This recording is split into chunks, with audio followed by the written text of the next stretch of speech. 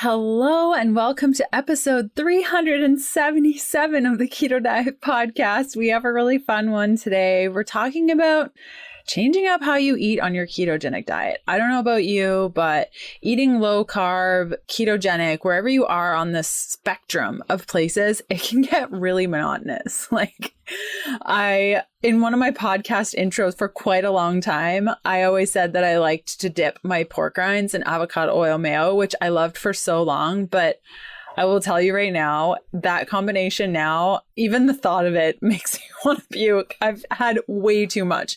And I think the beauty of a ketogenic diet, a low carb diet, is that it's so simple. When you get into the groove and you find the things that work for you, you will eat the same things over and over and over and over. Another one of my really common combos that I've had for far too long is macadamia nuts with salt and coconut oil.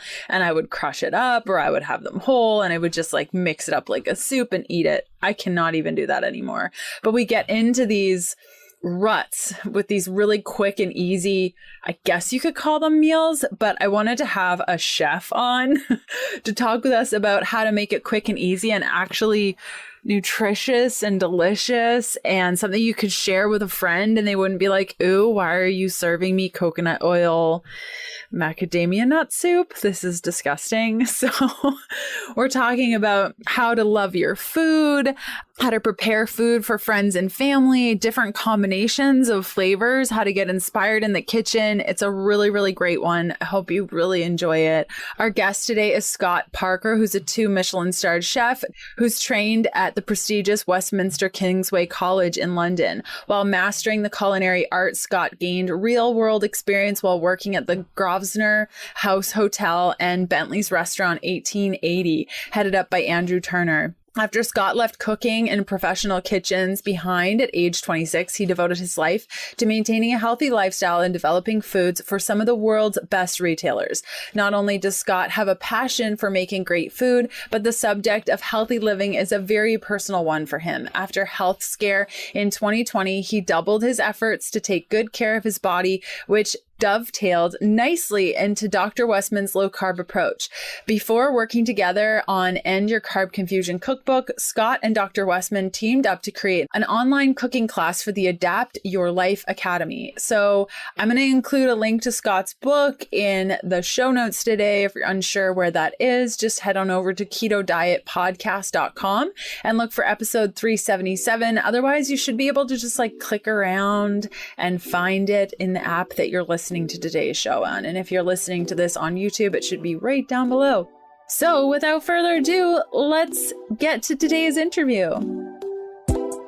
Hey, I'm Leanne Vogel, and you're listening to the Keto Diet Podcast. I've put together a free 21-page guide on achieving weight loss on your keto diet if nothing is working, as a little thank you for being here today.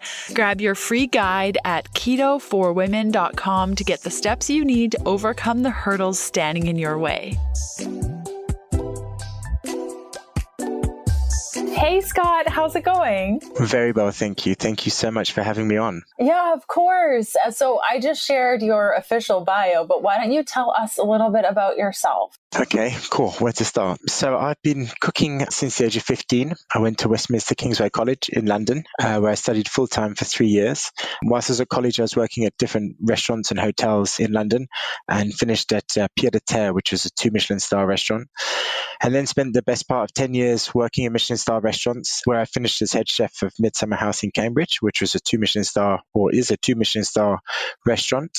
And after spending a long time in kitchens, I kind of had a realization that I kind of wanted to do a bit more with my life and sort of challenge myself to do something different. You know, working in kitchens is amazing, and Michelin is a really incredible sort of grounding and school for learning and a brilliant place to apply your trade. But I felt there was always more. So I went into the world of development, worked for a food manufacturer in London called Oscar Mayer for 5 years.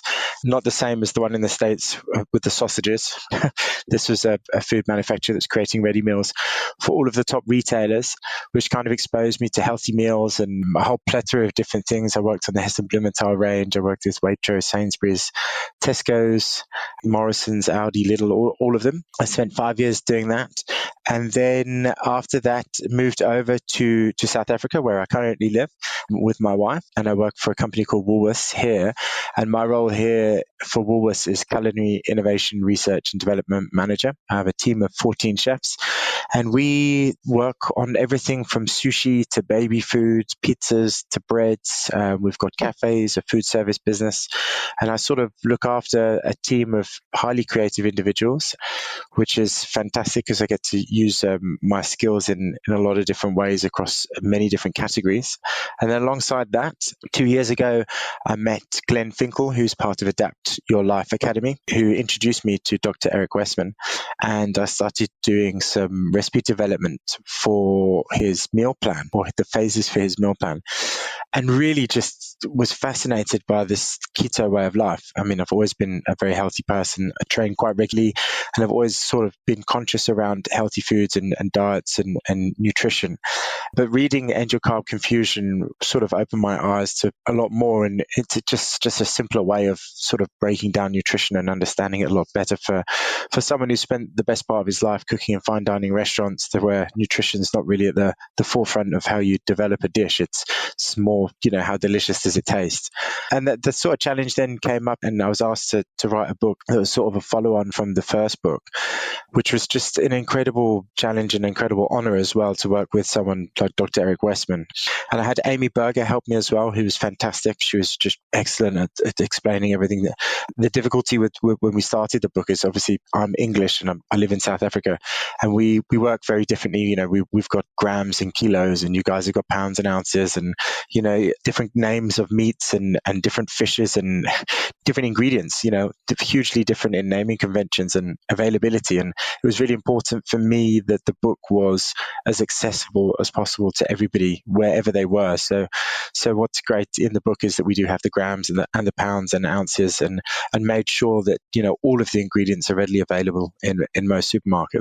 So I'm probably diving in a bit too much into the book now, but yeah, so that's how I started working with Dr. Eric Westman, and the book then came from that. And we've now been on shelves or been available to buy for about 3 weeks now. That's so exciting. Yeah, we had Amy Berger and Dr. Eric Westman on the show in episode 287 talking about their book. And it's so cool to now have you on talking about that second phase about cooking. And I got to tell you, I'm Canadian. And so we do like a mishmash of like grams and cups and teaspoons and ounces and all sorts of, it's kind of a merging of things. And when I was writing my book, I chose to do the same thing of like, I'm just going to include all of it so everyone can decide how to measure this thing. Absolutely. But you know what made it really difficult is that's fine. And that's the route I went, and that's how we've done it. But then trying to do the nutrition. So I did all of the nutritional equations myself. I worked off 3 different platforms to work out, because, someone's cup of spinach versus, someone else's cup of spinach, it could be a completely different cup. Are they going to pack it in there? Are they going to, just lightly put it in there? So yeah, it was a real challenge. But, I think that we've got to a really good place. And like I say, it's accessible now to a wider audience. Yes, that's why I really feel like desserts always need to be in grams. I don't even understand why you would use half a cup of flour. Like, just don't do it. Don't put yourself in danger. Exactly. Okay, so I have more of a personal question for you. Like, did you always want to be a chef? And like, how did that come to light? It sounds like you're very passionate about food. Was that always a thing? Or at what point were you like, this is what I'm going to do? Yeah, so I think growing up, I always wanted to play rugby or soccer or any form of sport. At school, that was, my main focus. I absolutely loved sport and believed that I was probably going to end up becoming a rugby player. Quickly, the realization at 15, when there's, a wider competition and, it's not exactly as easy to become a rugby player as first thought. My stepdad had a pub in Oxford, and we used to go up there for weekends and holidays. And I've got 2 brothers that we would go and we would spend our time there, and he sort of put us to work. And my 2 brothers were very keen to work in the front of house as waiters, but I wasn't very keen on talking to people, and sort of it felt more of a show being in the front of house. So I did the washing up in the back. And I was in this kitchen and I was just watching these chefs create these dishes and take whole fish from the back door and fillet it down and create these incredible meals. And then I'd hear my brothers coming back through with empty plates and, passing comments to the chef saying, oh, table 6 loved that. Table 8 just said it was the best steak they've ever eaten. I just thought, this is pretty cool. You can literally create this just feeling of happiness from food, from ingredients. And it kind of became an obsession from there. And I think that, once I finished working in the pub, I said to my stepdad, he sold the pub 2 summers later. And I said to him, I still want to work in the kitchens. And back then it was a bit difficult to get into kitchens at that age. So the next summer, they managed to get me a job in the hotel around the corner where I was doing washing up for 3 days a week. And I was managed to peeling potatoes the other 2 days.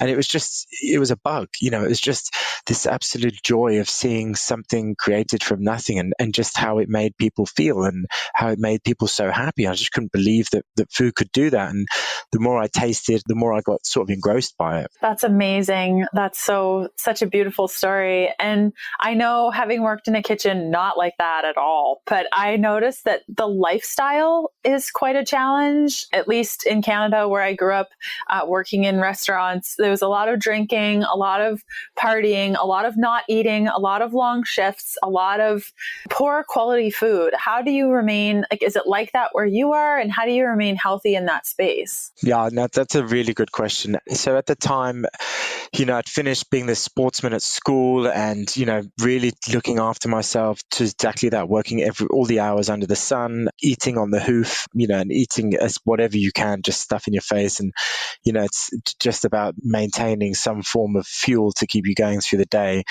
We were working 16 to 18 hours a day at some stage. Rarely you maybe get 1 day off a week when I went into it fully. And my health sort of took a back seat. And it's completely changed now. The industry's moved on hugely. Staff meals and working hours and working conditions are certainly not what they were when I was in kitchens. And it was something that when I left, it was one of the bigger reasons that I left the industry, is that I realized that, I can't do this forever because I'll be dead before, I'm 40. It's, working those hours. And actually, food is such a powerful tool that can make someone happy. And I realized that, whilst I'm doing it at the very highest level, I'm neglecting myself. I didn't go to any birthdays or funerals or 21sts or 18ths.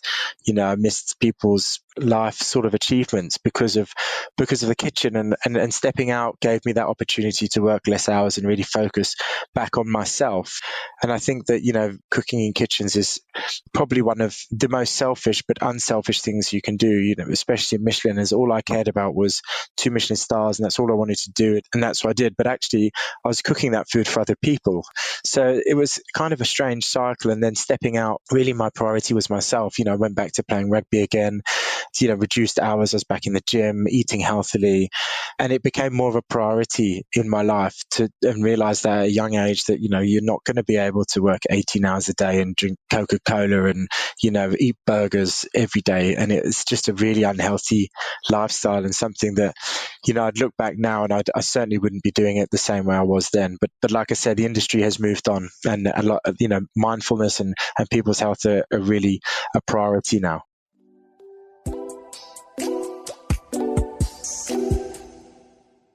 Let's talk about period pain. The most common over-the-counter medication for occasional menstrual discomfort are non-steroidal anti-inflammatory drugs, or NSAIDs, like ibuprofen. They inhibit an enzyme COX-2 involved in the production of prostaglandins, which is how NSAIDs help reduce inflammation, pain, cramping, and heavy menstrual bleeding. However, they also inhibit COX-1, which can result in stomach and digestive symptoms like heartburn, gas, and bloating. NSAIDs do provide occasional relief, for sure. However, it's best to pursue natural alternatives to avoid unwanted side effects. So what's the number one alternative that I suggest for my clients? CBD. The mechanism behind CBD's purported effectiveness in relieving period pain lies in the endocrinoidal system, or ECS. The ECS was discovered in the 1990s and is a collection of cellular receptors that are found throughout the body, including the brain, the immune system, and the female reproductive tract, including the ovaries and uterus. Our own bodies produce a cannabinoid, possibly in response to estrogen levels, which binds to these receptors and influences our moods, reproductive system, immunity, and inflammation. And binding to receptors in the reproductive system, cannabinoids from CBD may lead to relief from menstrual and pelvic pain, GI symptoms, migraines, and menstrual headaches, anxiety, irritability, and other common PMS symptoms. So which CBD is best? Because like everything, there is a lot of garbage CBD on the market. I go with Eaton Hemp. I've been using their CBD oil for a couple of years, and it's the only one that works well for myself, my family, my dog. Love the stuff. When you go to eatonhemp.com/keto diet, you will save 25% with the code Keto Diet, and you'll be given a 30-day money-back guarantee. Doesn't work for you? Get your money back. Use the code Keto Diet at eatonhemp.com/keto diet. That's amazing. That's very, very good to hear. And when you met Dr. Eric Westman, were you familiar with low carb? Did those sorts of things come up when I would imagine at that level of kitchen, somebody's probably not saying, I'm low carb. Could you change my meal to take away the bread or whatever? Like, what was that transition like for you? Did you know low carb? So I knew low carb. I worked on a few ranges for supermarkets in the UK, ready meals that were low life carb control and calorie controlled, and there was a few keto ranges. But I'd never really delved in as deep as I did once I'd read the book. And I think, like I've said to you before, when you're cooking at Michelin, the last thing you're thinking about is someone's, you don't go to a Michelin star restaurant to eat a healthy meal. You go there because it's a treat and a special occasion. Well, at least hopefully that's what you do. And then just listening to Dr. Eric Westman and reading through the book just gave me such a better understanding and, more of a connection actually. And I personally have gone through his phases. Even when I wrote the book, I spent the best part of 8 weeks on phase 1 on the diet, just to really understand it and testing the recipes and to make sure that, that they worked. And I think the thing that stood out for me the most is that, eating on phase 1 and less than 20 grams of carbohydrate a day can still be absolutely delicious. So, you're not sacrificing flavor in a lot of things. And unfortunately, there's a lot of misconception, and I think it was probably mine as well, is that, when you're eating keto, all you're eating is eggs and bacon and steak. And it's like, actually, there's a lot more to it than that. And that's really what I wanted to highlight in the book is that, a lot of the recipes in the book are recipes that I've cooked my whole life, and the recipes that have either been passed down through family or recipes that I've used in restaurants or learnt in restaurants, and just tweaked slightly, just dropping those carbohydrate levels down and just really just focusing on good quality ingredients. So there was a slight adjustment, and it was a big learning curve in the beginning. And I think that's what made it more exciting. And I think what I said to Dr. Eric Westman is, it's just such an honor to be able to have written a book that can help change lives or save lives. What he's done with through food and teaching through his phases is incredible. And I'm just so proud to be a part of it. That's so great. What were some of the favorite meals? Like thinking back to that first time in phase 1, it sounds like you were writing the book at that time. You're challenged by eating 20 grams of carbs a day. What were some of the go-to things, because you're right. There is a lot of misconception around, well, if I eat a ketogenic diet, it's going to be Diet Coke, Slim Jims, bacon, and eggs. What were some of the things outside of that helped you hit phase 1 that's more inspiring than a plate of bacon? Yeah, I mean, I love eggs anyway. Absolutely adore them, whether it's duck eggs or, proper free-range eggs. And we get some fantastic ones here. And just, a simple poached eggs with the fried halloumi and pancetta is a nice one. And when asparagus is in season, you can't beat, a boiled egg and just dipping asparagus inside there. The simplicity of it for me is just using those great ingredients when they're in season. And I talk about it quite heavily in the book is that, if you're able to build those relationships with your butcher or your fishmonger or even your grocer to understand when things are in season, you can eat really incredible foods. Some of the things that I loved developing in the book was things that are dear to me. The cottage pie, I love a cottage pie, but it doesn't have to be topped with a thick layer of mashed potato. And I do it with a really nice crushed cauliflower mash. And, even in the bolognese or the ragu, just leave the carrots out, use that celery, slowly cook it down almost. That sofrito with a touch of star anise, which produces this phenolic flavor compound that enhances the flavor of the meat. It's just things like that just really got me excited, is that, I've got lasagnas in there, moussakas, and they're all traditional things, but they're just done slightly differently. I char grill my zucchinis to get that smoky layer instead of using pasta. And I find it's actually even more delicious than a classic lasagna, because you've got another layer of flavor that you wouldn't have. And the same with the moussaka in there, char grilling your aubergines and getting that layer of flavor and laying that up. There's so many, I don't know, they're all so good. It's like trying to pick your favorite child. There were all sort of the things that, and I'd often make big batches of things. I often eat just poached chicken breasts. I'll poach off, just gently poaching chicken breasts and leaving them in the fridge, and you can, shred them down and put them into a salad, or, through some zoodles, and just have a really nice Thai broth. Just the simplicity of the cooking, I think, for me really is what I wanted to get across. And that's the way I've always cooked. That's amazing. And even as you're speaking, one thing that caught my attention was boiling the egg and then dipping the asparagus in the egg, instead of what we would do at home is cut up some toast, put some butter on it, and dip that in the egg. And so that's such a great idea. I'd never thought to use asparagus for that. Yeah, it's simple. And, even I haven't got the recipe in there, but there's lots of recipes that didn't make the book, but they're still there. If there's another one is, taking your celery, and we all use the beautiful stalks, but those leaves are delicious. And if you dry them out with some salt, celery salt on a boiled egg with asparagus, it's just heaven. And you can go one further. There's a brown butter hollandaise recipe in the book as well, which just, tops the whole thing off. It is indulgent, but, it's one of those things that you can have once every couple of weeks as a little bit of a treat, and it's just delicious. That's wonderful. I think one of the huge pitfalls to the ketogenic diet, I know that I've experienced it, many, many, many of my clients have experienced it, is just being so tired of the same food over and over and over. Like, I can barely eat macadamia nuts now. If I eat another macadamia nut, even the smell of them, I just can't even. So what I'm hearing from you, now I need a copy of your book when I have access to get actual good groceries that aren't in the Caribbean, but it's just the love of food and the combination of flavors. I think your book could be really, really helpful for those that are just stuck in a rut. And if they eat one more, mayonnaise dipped pork rind, they're just going to die. You just get so bored, just so bored. Would you agree? Yeah, absolutely. I think, the premise, I sat down and I've planned menus my whole life. So I've developed ranges for some of the best retailers in the world. And it's, I know what people like.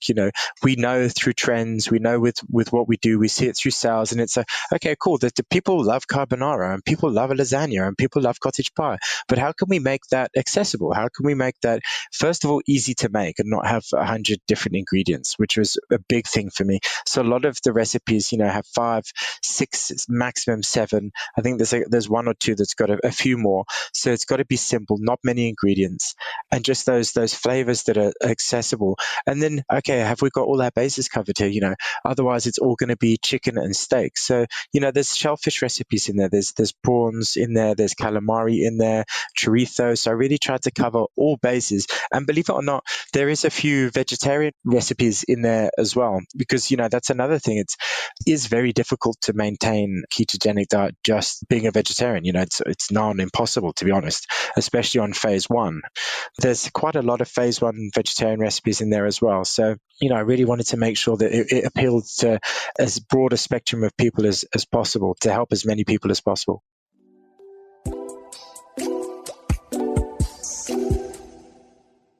I've been on an iron boosting kick. About 6 months ago, I discovered my iron levels were dangerously low. Why? Well, because I like plants and I eat a lot of plants on my ketogenic diet. And when you do not combine vitamin C with plant-based iron foods, the iron cannot be absorbed.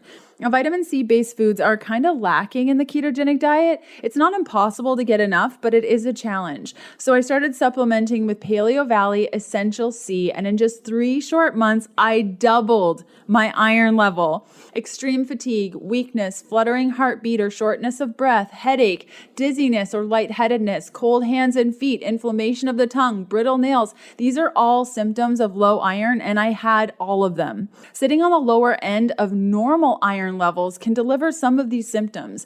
And it's very unpleasant, let me tell you. Coupled with the immune boosting component of vitamin C, you really can't go wrong with this 1-2 punch in your ketogenic diet.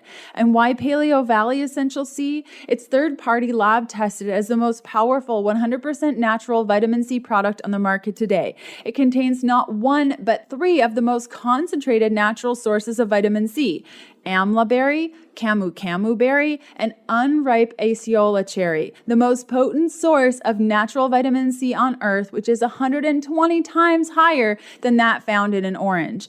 Each nutrient-packed serving delivers 750% your RDI of vitamin C, an amount meant to help you thrive, not just survive. Most other vitamin C supplements are derived from GMO corn and only contain 1 fraction of the vitamin, ascorbic acid. Paleo Valley Essential C Complex contains the entire spectrum with absolutely no synthetic vitamin C, just organic superfoods. Makes a huge difference. Head on over to paleovalley.com, load up, grab a couple of bottles of vitamin C complex, whatever else that catches your eye. The superfood bars are amazing if you need a recommendation. Then enter the code KETO at checkout to receive 15% off your first order. Again, that's paleovalley.com and the code KETO for 15% off your first order. That's wonderful. I know, and I'm sure many women listening can relate to this. You know, when you start a new diet and you come up with your food list and you're like, yeah, this is going to be great. And you go to the market and you get all your things in your basket. Keto loses its excitement over the first 2 weeks because you're like, I'm going to eat all this fat. I haven't eaten this much fat ever. But I think just that excitement over fresh ingredients and challenging yourself to keep things simple, but in a different way than the classic, macadamia nuts and coconut oil in a bowl, like more excitement around going to the market and picking up fresh ingredients. I think that's a big takeaway to what I'm hearing you say, of just creating that excitement and love over the food that you're creating for yourself. Yeah. And, I find it so important, and I can't stress enough is, we spend a lot of time, if you do get a copy of the book and you do read it, this will really, the message comes across is that, our bodies, we only have one. And, it took me a long time to realize that. I was unfortunate enough to have a bit of a life-changing sort of incident 2 years ago where I was in hospital in ICU for a week. They found a pulmonary embolism. So I had blood clots in my lungs. And I kind of stopped, and it gave me a realization is that, we only have one body, that you can't just go around treating it, like you've got a second chance the whole time. You've really got to understand your body and how you're going to fuel it. And, it is important to buy good quality ingredients, and it is important to buy fresh ingredients while you can, frozen. I'm not knocking frozen ingredients. You get some fantastic frozen ingredients, but, processed foods, they're not going to be doing you any favors. There's lots of hidden nasties in there. If you strip your meals back to just 5 or 6 great quality ingredients, get to know your butcher, understand what those forgotten cuts are. If you can afford to buy free range, especially when you're fish, make sure it's sustainable. And if you're eating great quality food that you know about, you almost just feel better about yourself as well. Shopping becomes more exciting because you get to go and chat to your local butcher. You get to go and chat to people that you wouldn't have spoken to before. And, then you start to get to know your ingredients a lot better. And within the book, there's a chapter called Foundations, which is a little bit more complicated than the rest of it. But, I teach you how to cook the perfect steak and how to cook the perfect roast chicken, the perfect roast leg of lamb, even all the way through to teaching you how to boil an egg and the timings. And, if you really understand your ingredients, you can sort of use this book as a toolkit, okay, I can do the chicken and then, I've got sides in there and, there's salads in there, and you can sort of pick and choose and pair it how you want to. So, there is 100 recipes, but actually if you partner a lot of it up, it's probably over 1,000 because, there's so many different iterations that you can use. As long as you stick to your phases, you're you're good to go. And, it's pretty simple actually, is that, if you need to add more carbohydrates, then you just add more carbs as you go through the phases, or you just add a bigger portion, and all the nutrition's done for you in there. And then at the back of the book is the same as Enter Carb Confusion. There's the food lists of what you can and you can't eat through the different phases, which also really helped whilst developing the recipes, to make sure that every recipe fitted within each phase. That's amazing. Yeah, I think those basic skills, the simplicity of, like you mentioned previously, the preparation of meats, having cooked chicken in the fridge. This is a game changer. Like, to just have protein already prepared sitting in the fridge that you can just do whatever you need to with, has made such a big change to just my overall eating. Because if you don't have the protein figured out, if you get home, it's 5:30, everyone's hungry, and you don't have protein sitting in the fridge because everything's sitting in the freezer, you're probably going to order pizza. So having the protein. Yes. That is so true. And you're like, and you panic, and then you're like, okay, it's too late. And then by the time, and then that's it. You fall straight back into your loop. And that is such a great point, is that I really feel that even myself, and when I was on phase 1, I was very strict on it, and, I looked and felt and was in the best shape of my life.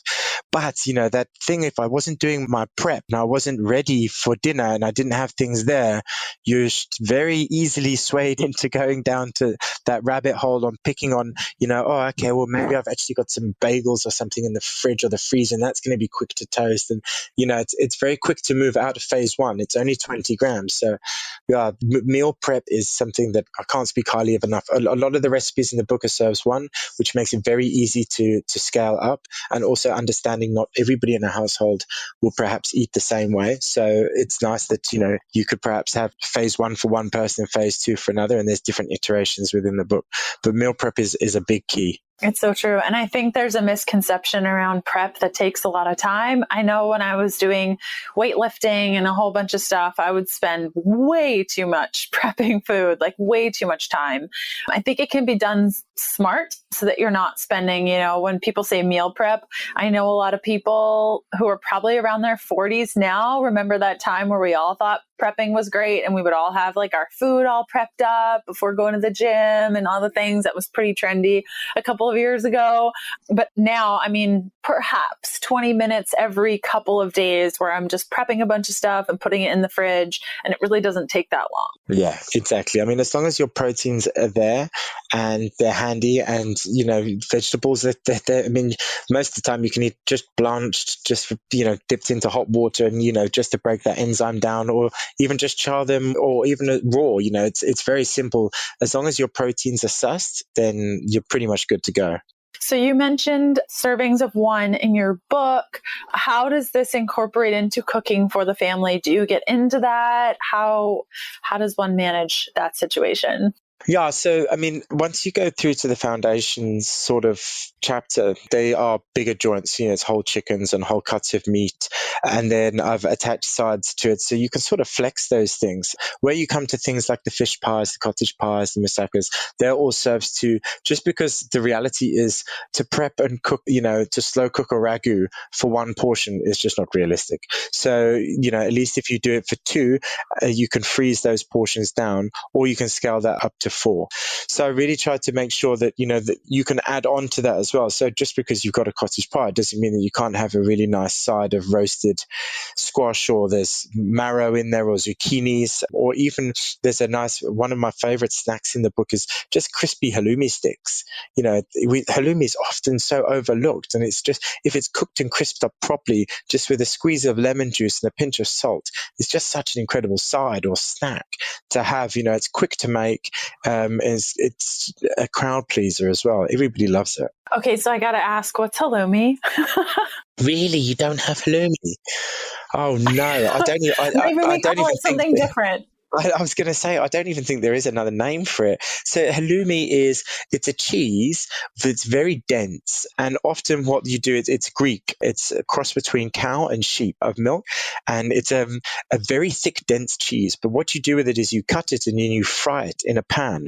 And the outside will go super crispy. And the inside is almost like a chewy but tender sort of taste to it. And it doesn't carry too much of a strong taste, almost like a kind of feta-esque, I guess, sort of taste to it. But the lemon juice at the end and the salt, it's almost just like a crispy chip, but, a piece of cheese. And it's super high in protein. For keto, it's incredible. That sounds wonderful. The reason why I probably don't know what this is I've been allergic to dairy ever since I was born. So I've never delved deep into the dairy thing. So there are a lot of if I don't know a word, I usually know that it's going to be something to do with dairy. Shame. Yeah, that's spot on there. Yeah, so a portion here is 33 grams. It's over 10% protein. It's huge. Wow. I know. I just Googled it. That stuff looks so good. Okay. So anyone listening who can do cheese, I highly recommend you trying that and letting me know what you think. Yeah. That's awesome. So you've talked us through a couple of recipes here and there throughout the book. What are some of your favorites? And can you talk us through a couple more to make us hungry? Yeah, absolutely. So the book is sort of broken up into, we've got breakfast in there, we've got sides, we've got snacks, the foundations, which I've spoken to you about, and then we get into sort of some soups in there, and then the main courses. And what's really great about the book is at the back of the book, in the sort of the appendix, there's a picture of the recipe index is a picture of each of the dishes with the page number. So you can just turn to the back and flip through quickly and say, okay, broccoli and feta frittata, lovely. And that's in the breakfast, page 50. And it's very quick. And that's one of the biggest things that I've loved about this book, and I haven't seen it in other books, is that you can sort of personalize your full meal plan for the whole week. There's a good selection of breakfast there. There's a good selection of appetizers and snacks, salads and soups. One of my favorite salads is the tomato salad with burrata, which is like a mozzarella, but with a runnier center. And that was fantastic to make, because in South Africa, we get these beautiful heirloom tomatoes. They're all different colors, just so vibrant and fresh. And just pick it with some fresh basil. The burrata goes on there, and there's a dressing that just goes over the top. Once in season, that is a fantastic, fantastic little salad. The cauliflower cheese and pancetta soup is another favorite. I love the combination of the creamy cauliflower with that cheesy note, and then that salty, crispy pancetta that just gets scattered over the top. I mean, who doesn't like chicken wings? I've got a fantastic crispy chicken wing recipe that's done in the oven that's actually very quick to use, and that's also on the phase 1. Oh, main courses. I have to cast my mind back. The seared tuna with avocado, cucumber, and tomato salad was delicious. Very, very good. The black pepper chicken ramen. Again, the black pepper chicken ramen recipe was actually a recipe that came up with because I had lots of leftovers. We did a roast chicken on the Sunday. I picked the roast chicken down. I made a broth with the bones. Then that broth was sort of the ramen broth. I put zucchini noodles in there, boiled egg in there, the pulled chicken, some coriander, lots of cracked black pepper, and a touch of soy sauce. I mean, it was that simple and it was that delicious. And it's really, a lot of the recipes are that simple and easy to make. And we've got everything in there from lamb to haddock, pork. We've got all different types of fish. There's even a more mariniere, a traditional mussels recipe in there. Yeah, I don't have a favorite. There's so many good ones. It's difficult. Chicken curry is actually very good. So chicken curry is actually a British, it's the national dish of Britain. So that was quite a nice one to put in there. So there's lots of British dishes. There's a few South African dishes in there. There's a few Italian dishes in there, a couple of American dishes in there. So yeah, there really is something for everyone.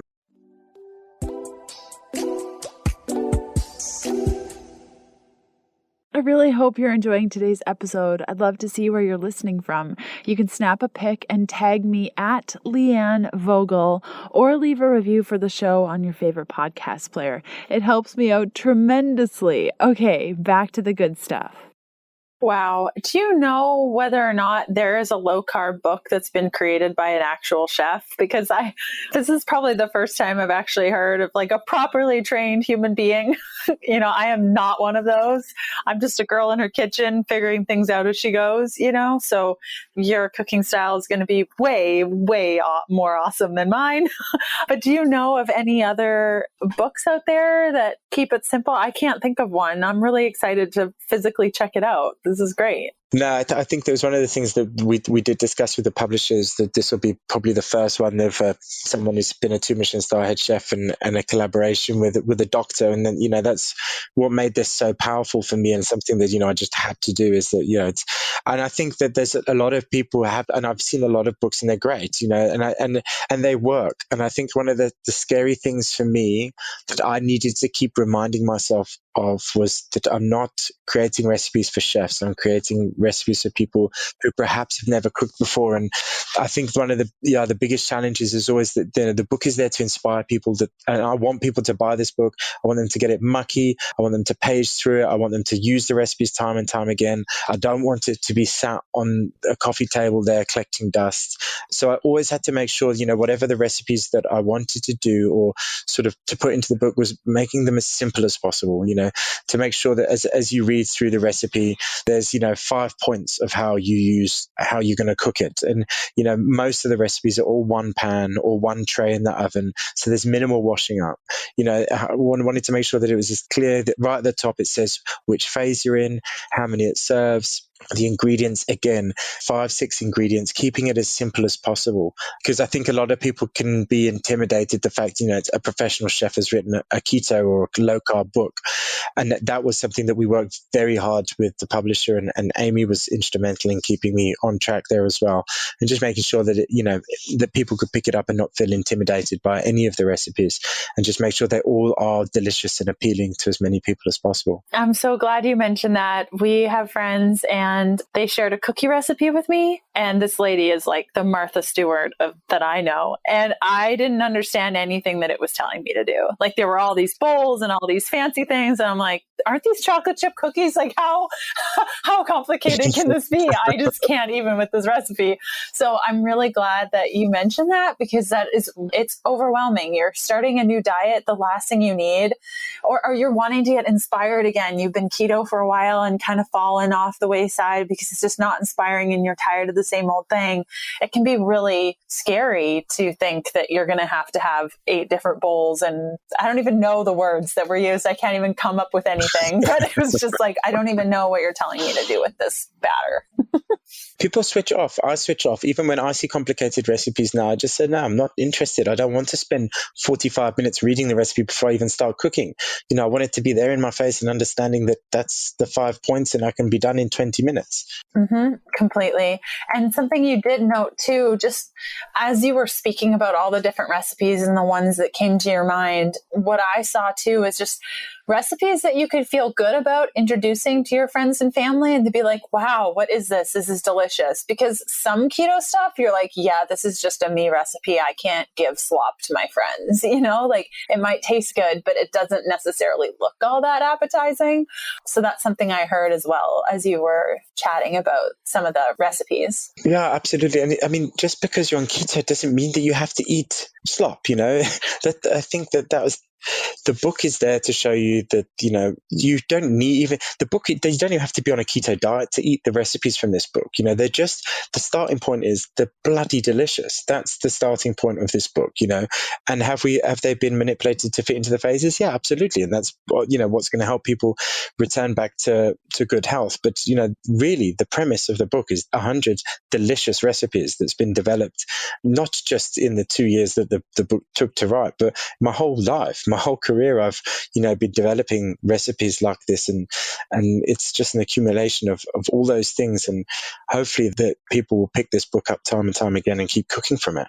Yes, I have a couple of those cookbooks that I've had to order again because they're so messy and pages are stuck together. And I treasure those little nuggets. Okay, awesome. Well, Scott, thank you so much for coming on the show today. I'm going to include the link to your book in the show notes for all those listening. The show notes can be accessed wherever your podcast player is. Just kind of click around, look for show notes. If you still can't find it, just go to ketodietpodcast.com and look for the notes for episode 377. So you can check those out.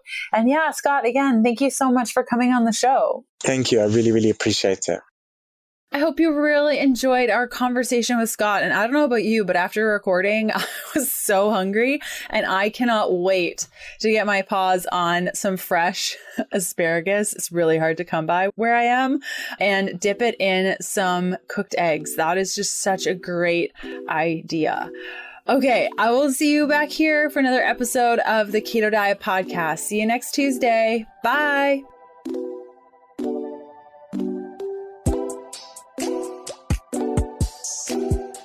Thanks for listening to the Keto Diet Podcast. Join us again in a couple of days to discover more keto for women secrets for your fat-fueled life. Music for the Keto Diet Podcast provided by Yechi. Follow Jacob on Instagram at Yechi_official and on Spotify as Yechi. That's YECHI. The Keto Diet Podcast, including show notes and links, provides information in respect to healthy living, recipes, nutrition, and diet, and is intended for informational purposes only. The information provided is not a substitute for medical advice, diagnosis, or treatment, nor is it to be construed as such. We cannot guarantee that the information provided on the Keto Diet Podcast reflects the most up-to-date medical research. Information is provided without any representations or warranties of any kind. Please consult a qualified physician for medical advice and always seek the advice of a qualified healthcare provider with any questions you may have regarding your health and nutrition program.